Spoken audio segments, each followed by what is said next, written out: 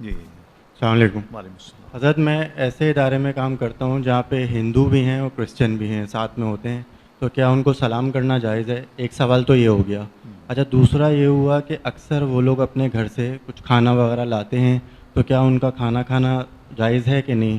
اچھا، اگر نہیں کھاؤں تو دل میں یہ ہوتا ہے کہ ان کی دل آزاری نہ ہو، جو اس حوالے سے کیا بولیں گے؟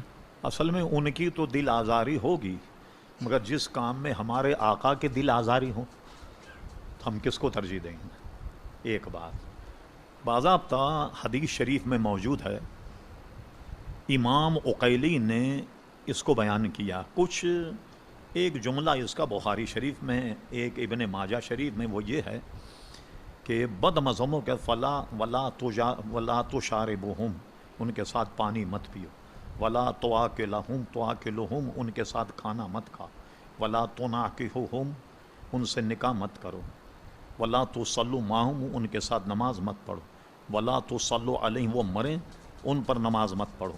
اس کی ممانعت ہمارے پاس ہے۔ دوسری چیز آئی ہے، فزیکلی آپ دیکھ لیں کہ ہمارے یہاں پاکی اور ناپاکی کے مسائل مسلمان میں جدا ہیں، ہندوؤں میں جدا ہیں۔ سب سے گوشت کو آپ لے لیجئے، ہمارے یہاں گوشت جیسے مسلمان قصائی نے ذبح کیا، مسلمان ہی نے دکان پہ پہنچایا، مسلمان ہی نے دکان سے مسلمان کو فروخت کیا، یہ صحیح ہے۔ لیکن بیچ میں گوشت لے جانے والا نان مسلم ہے، اور مسلمان کی نظر سے ایک منٹ بھی اگر اوجھل ہو جائے گوشت، ہم کافروں پہ بھروسہ نہیں کریں گے، وہ گوشت ہم نہیں کھائیں گے۔ گوشت ہر طریقے سے مسلمان نے ذبح کیا، پہنچایا، گوشت فروخت کرنے والا عیسائی ہے، مسلمان کی نظر سے اوجھل ہو گیا، لہذا ہم گوشت جو ہے وہ نہیں کھائیں گے، ٹھیک ہے نا، جائز نہیں، ہمارے ہم حرام سمجھیں گے اس کو۔ یہ کیوں؟ یہ اللہ اس کے رسول نے مشکلات پیدا نہیں کی ہمارے لیے۔ جب گوشت یا کوئی چیز آدمی کھائے تو وہ اس کے بدن کا عضو بنتا، اور حدیث شریف میں کہ جو حرام سے بدن کا حصہ بنا وہ جہنم میں ہے۔ ایک بات کیا ہے، حرام پیٹ میں گیا، دوسری بات کیا ہے، اس کی دعا مقبول نہیں ہوتی۔ اب میں ایک مثال دوں آپ کو، تاریخ میں نے پڑھا، حجاج کتنا ظالم آدمی تھا، یہ کوفے کا گورنر بن کے گیا۔ کوفے کا جب گورنر بنا تو آپ جانتے ہیں کوئی گورنر یا اعلیٰ سیٹ کا آدمی آ جائے تو اس کے چاروں طرف کے مشیر آ جاتے ہیں نا، اس کو بھائی فلاں سے ہوشیار رہنا ہے آپ کو، فلاں آدمی خطرناک، فلاں آدمی۔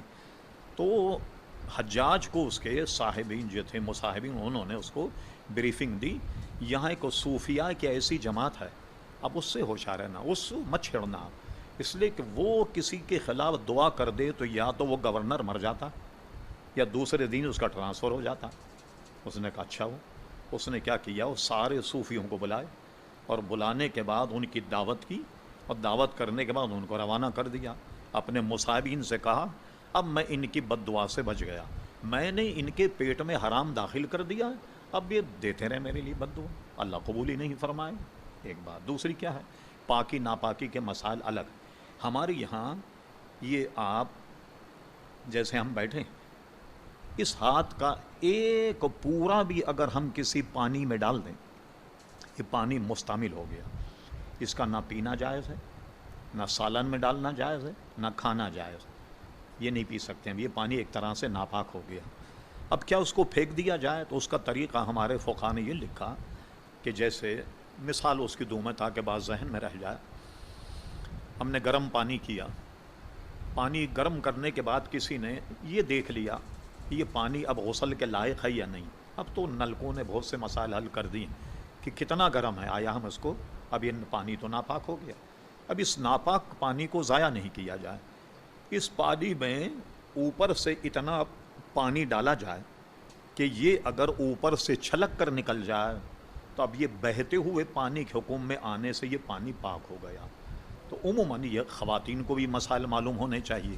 اب یہ جو گھر سے ہندو وغیرہ ہیں، ان کے نزدیک کیا مسائل ہوں گے پاکی ناپاکی کے، تو بلا وجہ ہم اس میں کھا کر کے کیوں شبہ پیدا کریں، ایک دل کی نورانیت کو کیوں زائل کریں، اس لیے بہتر۔ اب دوسری بات، ان میں ایک فرقہ جو میں نے اپنی آنکھ سے دیکھا ہے، میں یہ بات بتا رہا ہوں آپ کو 68 کی، میں حیدرآباد دکن کے دورے پہ تھا، تو حیدرآباد دکن میں دورے پر میں کسی رکشے کے انتظار میں تھا، تو سامنے حلوائی کی دکان تھی، یہ میں نے اپنی آنکھوں سے دیکھا.